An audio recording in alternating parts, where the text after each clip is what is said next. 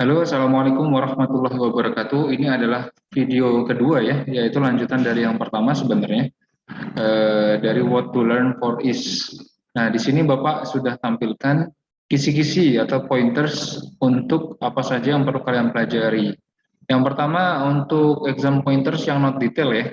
Di sini adalah materi dari topik 9, 10, dan 11 ya, dari gas exchange, kemudian ada transport in animals, dan juga disease and immunity. Baik, langsung saja, nanti akan Bapak share juga, dan langsung saja ke istri detail pointers ya. Nah, di sini Bapak akan jelaskan secara mendetail, kita abaikan yang level difficulty-nya ya. Oke. Yang pertama adalah state the use of energy in body of humans. Jadi fungsi dari energi, yaitu untuk pergerakan otot, untuk pembentukan protein, untuk pembelahan sel, untuk aktif transport, kemudian pertumbuhan, untuk sistem saraf, dan untuk mengatur suhu tubuh, yaitu homeostasis ya, mempertahankan suhu tubuh, yaitu kalau di manusia sekitar 37 derajat Celcius. Nah, dari indikatornya kita lihat ya, student are asked about the process take in human body that use energy released by respiration. Nah, kalian harus paham apa saja yang butuh energi dan apa saja yang tidak. Nah, di sini kuncinya adalah yang tidak membutuhkan energi, sebentar, itu disebut dengan no energy usage. Oke. Disebut dengan passive transport ya, atau passive action, passive transport lebih tepatnya. Nah, passive transport ini berkaitan dengan apa Pak? Dengan difusi, diffusion, oke, dan juga osmosis ya. Nah, dua fenomena ini tidak menggunakan energi ya. Nah, selain itu berarti menggunakan pertumbuhan, pergerakan apa tuh namanya action potensial di saraf, kemudian untuk temperatur jelas ya, sudah jelas menggunakan energi.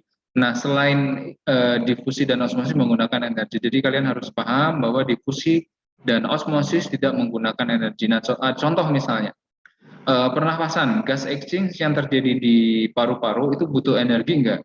Ya, jawabannya adalah tidak, gitu ya, karena itu adalah proses difusi berjalan secara otomatis, begitu.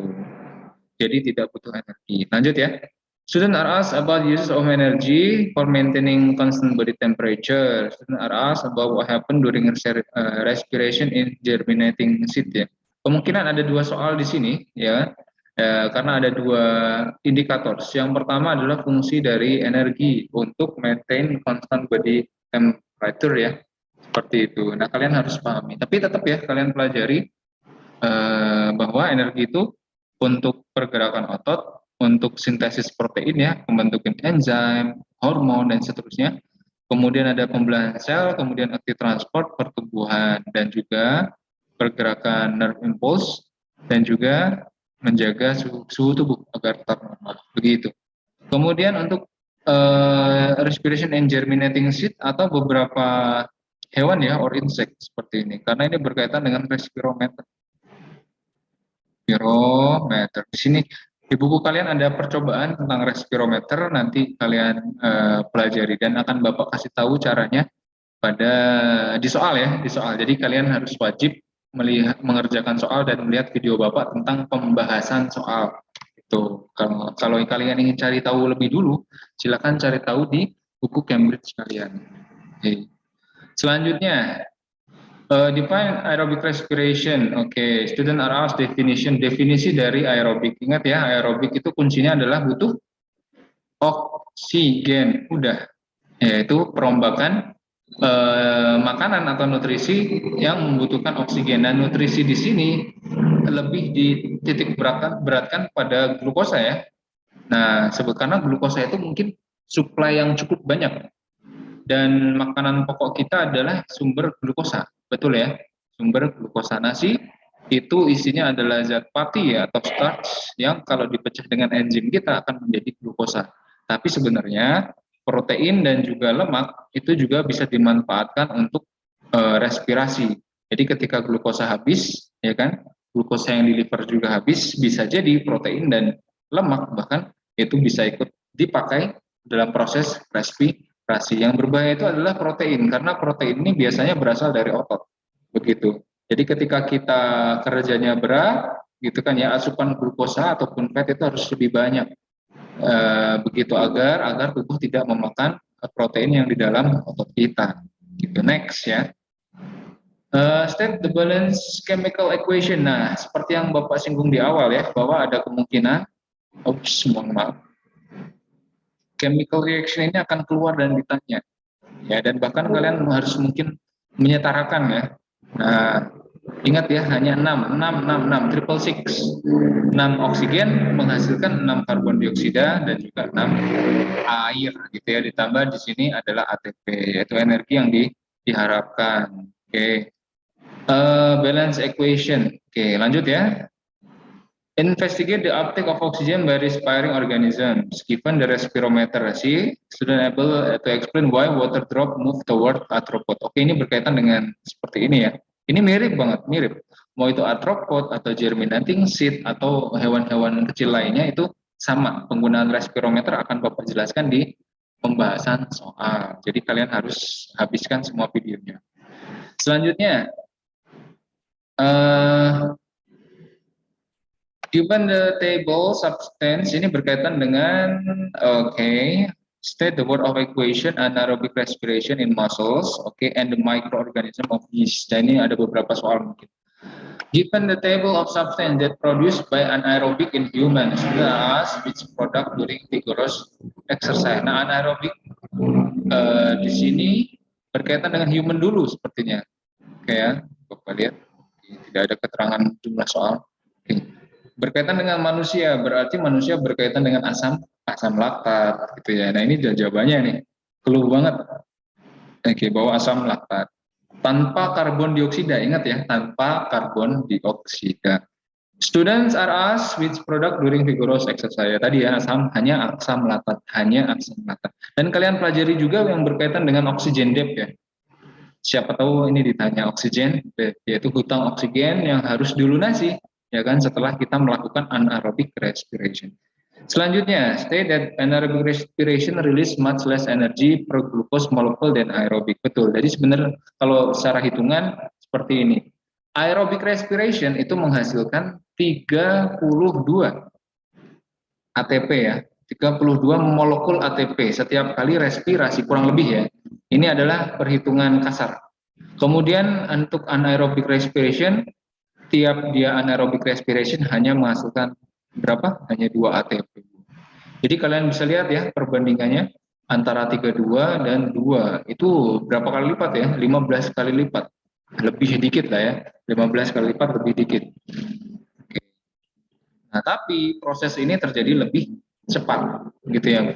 Prosesnya lebih cepat tanpa oksigen gitu ya. Jadi nggak perlu bahan baku oksigen. Jadi kita tahan napas pun, kemudian kita lari, contohnya ya, misal gitu kan, itu kita masih bisa menghasilkan energi, ya. Tapi efeknya adalah adanya oksigen debt yang harus dibayar. Utang oksigen ya, untuk apa? Menghilangkan asam laktat salah satunya dan mengembalikan kestabilan energi lagi. Makanya habis olahraga kan lemes ya, seperti itu karena energi yang dihasilkan hanya sedikit, dan terpakai lebih banyak.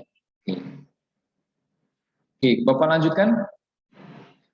Student are asked about anaerobic in yeast. Ini berkaitan tadi ya.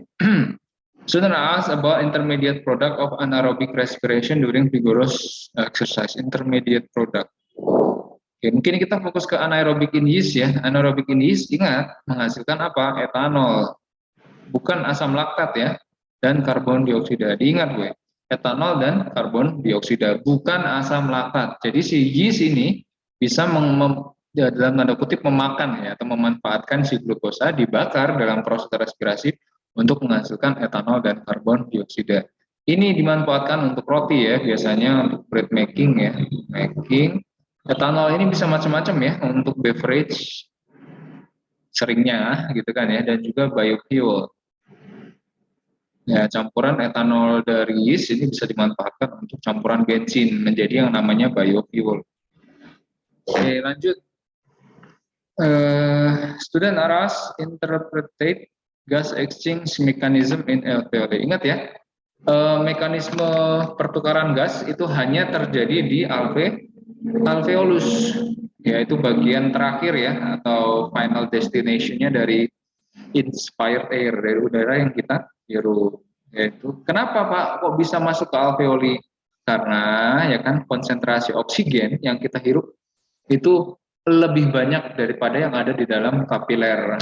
Di mana Pak kapilernya? Di sekitar alveolus gitu kan ya, sehingga difusi terjadi antara oksigen yang kita hirup ya kan menuju ke dalam mana? Ke dalam pembuluh kapiler gitu ya. Jadi pertukarannya seperti itu, dan begitu juga sebaliknya, karena karbon dioksida yang kita hirup itu hanya sedikit, Bu. Yang kita hirup itu 0, sekian persen ya, seperti 0,0 sekian persen. Nah, sedangkan yang kita hembuskan kurang lebih 4%, ya itu banyak banget ya. Perbandingannya maksudnya. Jadi artinya kita benar-benar menghasilkan karbon dioksida. Nanti akan Bapak jelaskan di grafik juga ya. Tapi kalian harus ikuti ya dan kerjakan soalnya dulu, soal prediksi IS3. Oke, baik Bapak lanjutkan. Oke, kemudian identify the parts of human respiratory passage ya. Perhatikan di sini sudah ada clue ya, yaitu ada lungs, ada diaphragm, kemudian ribs, internal dan external intercostal muscles yang ada di ribs, kemudian laring, trachea, bronchi, bronchioles, alveoli, and associated capillaries.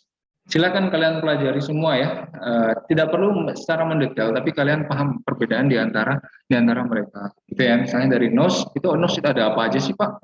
Itu kan ya, nose atau nasal cavity dia ada nose hair-nya, gitu kan ya, ada rambut, ada bulu hidung. Kita nyebutnya bukan bulu, harusnya rambut hidung. Oke. Kemudian di dalam nostril, nasal cavity juga ada mucus gitu ya, traps bacteria misalnya, dan itu diproduksi oleh sel yang namanya goblet cell dan seterusnya ya, trachea sampai bronchioles.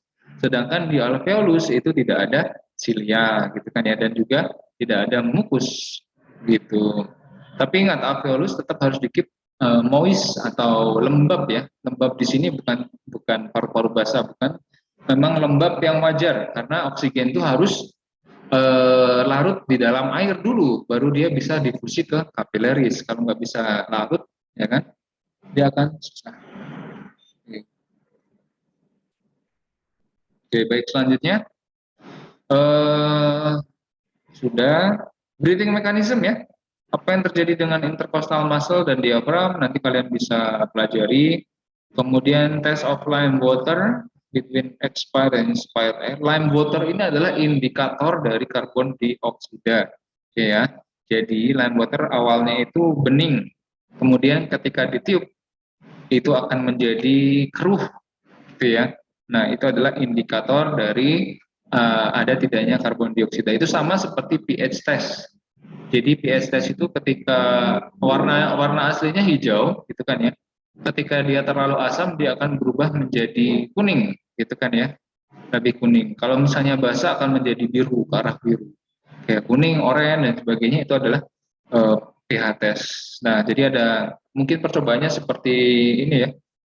Jadi seseorang meniup sebuah beaker gini ya, atau bejana atau kontainer apapun yang berisi air.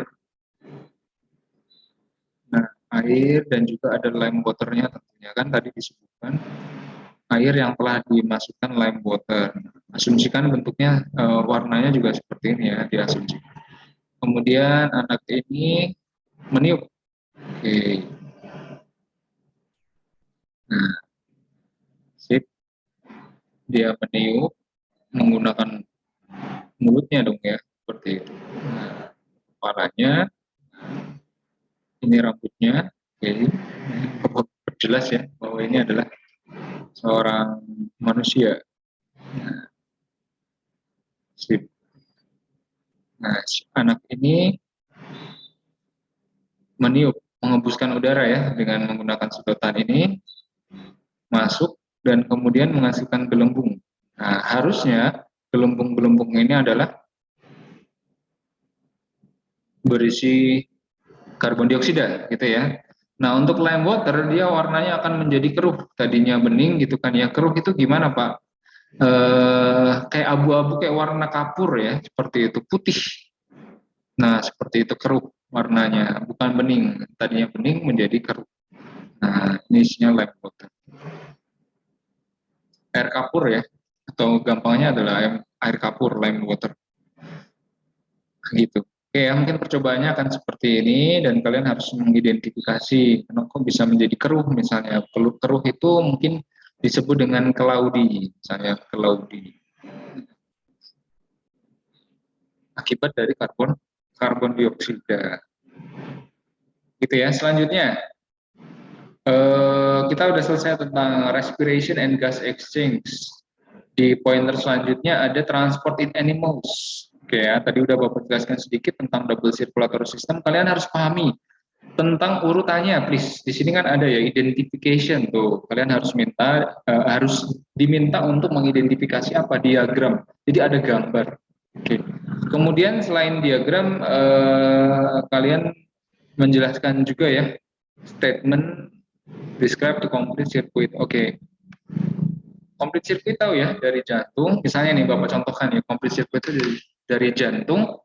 Kemudian kemana dulu? Boleh ke paru-paru dulu. Oke, dari paru-paru kembali ke jantung, kemudian ke seluruh tubuh, balik lagi ke jantung. Itu adalah satu sirkuit penuh, gitu kan ya, atau satu putaran penuh dari sistem sirkulasi.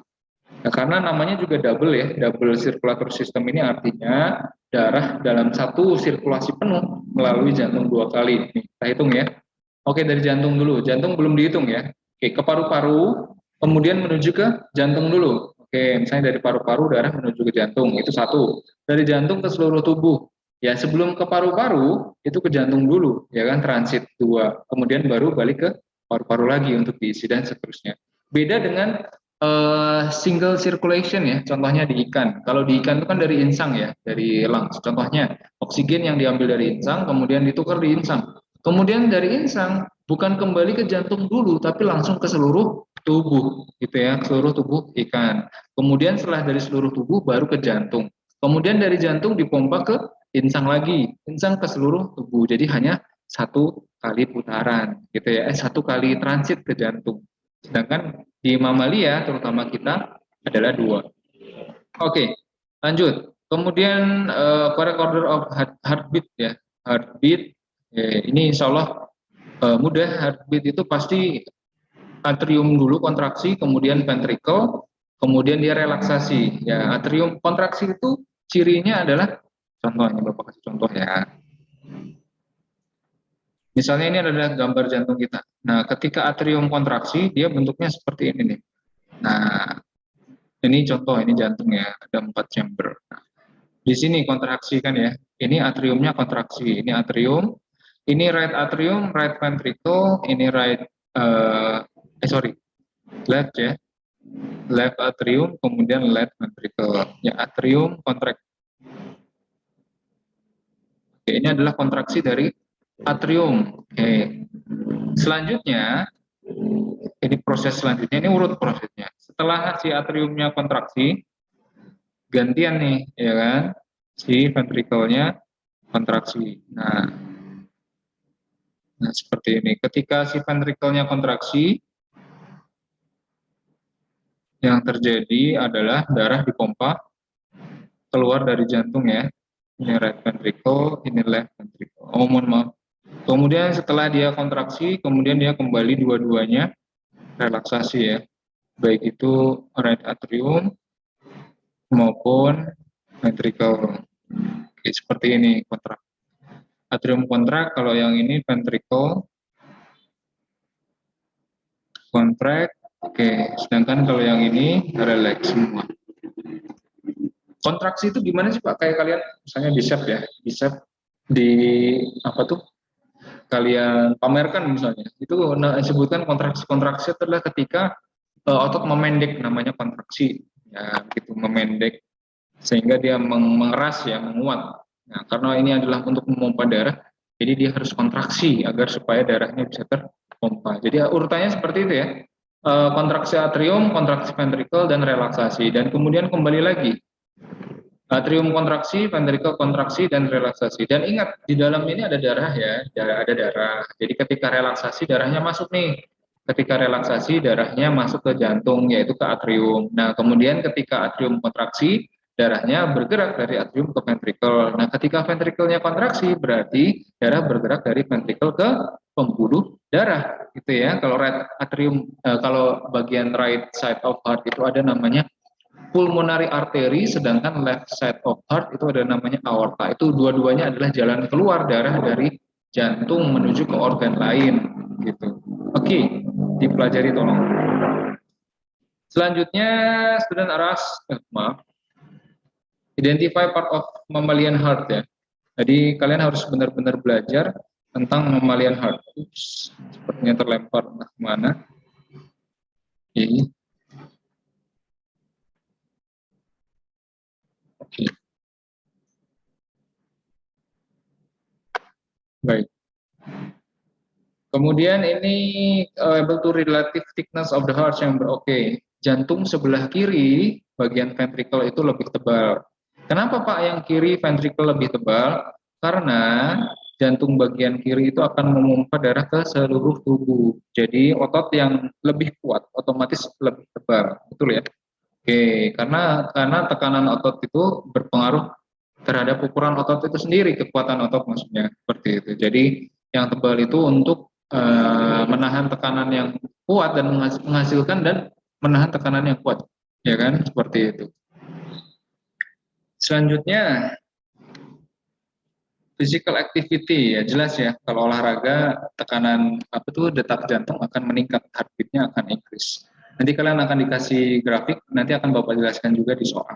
Ya, makanya kerjakan soalnya dan ikuti terus pembahasannya.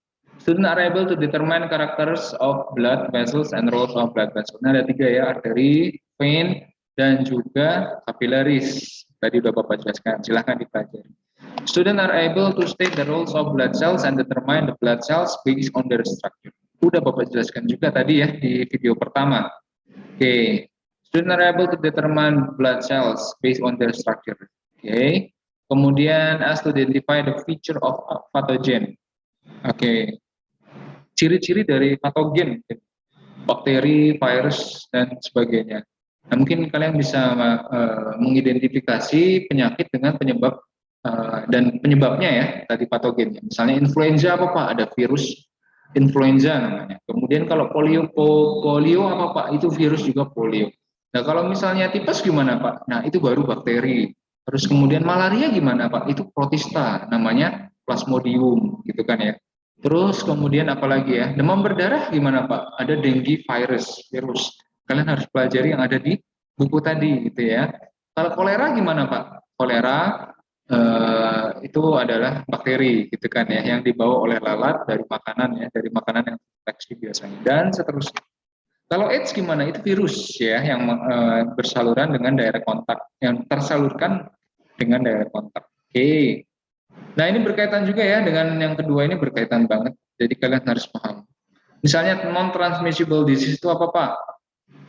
Ya berarti yang tidak ada patogen penyebabnya, yang menyebabkan contohnya ya adalah kanker. Kanker itu adalah nggak nular gitu loh, penyakit yang tidak menular. Kemudian apalagi Pak selain kanker? Contohnya autoimun ya, penyakit autoimun, multiple sclerosis misalnya ya, terjadi di sistem peredaran darah. Kemudian autoimun lainnya, ya mungkin kalian bisa cari tahu juga ya, seperti itu contoh-contoh non-transmissible disease. Kemudian show a diagram of acquired immune response. The students are asked to identify of the acquired immunity. Oke, acquired immunity itu ya imun response terhadap penyakit ya. Imun respon itu adalah respon, namanya juga imun respon ya, respon tubuh terhadap penyakit. Responnya apa aja Pak? Contohnya menghasilkan antibodi gitu. Lanjut ya, so the blood component. Oke, mungkin akan ada gambar mikroskopik ya dari sel darah merah. Beberapa jenis sel darah putih, ingat ya, beberapa jenis contohnya adalah macrophage, neutrophil, dan juga satu lagi itu limfosit. Oke, kalian harus paham perbedaannya. Kalau makrofage itu ada nukleusnya, jadi bentuknya seperti ini, Bapak gambarkan. Bentuknya nggak beraturan ya, tidak bulat, nah, tidak sebulat sel darah merah. Kemudian nukleusnya itu segini biasanya. Nah, ini makrofage.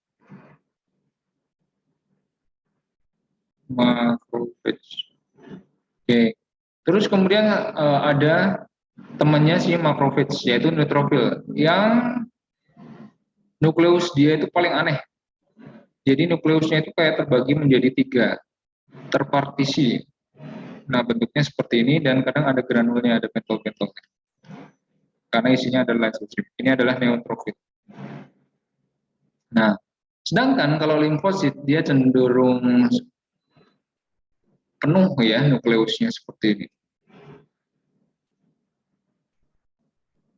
Ini adalah limfosit. Beda ya.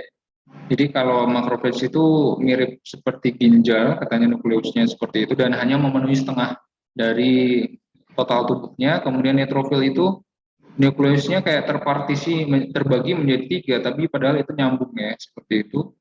Sedangkan kalau limfosit itu nukleusnya memenuhi sitoplasmanya, jadi hampir penuh. Dan sel darah merah biasanya berukuran seperti ini. Dan nggak ada nukleusnya, ingat ya. Sel darah merah tidak memiliki nukleus.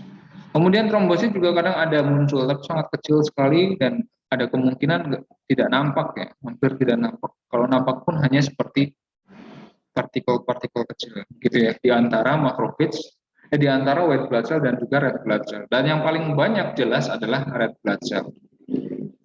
Paling banyak ya, paling banyak jumlahnya di sekitar white blood cell ini. Oke.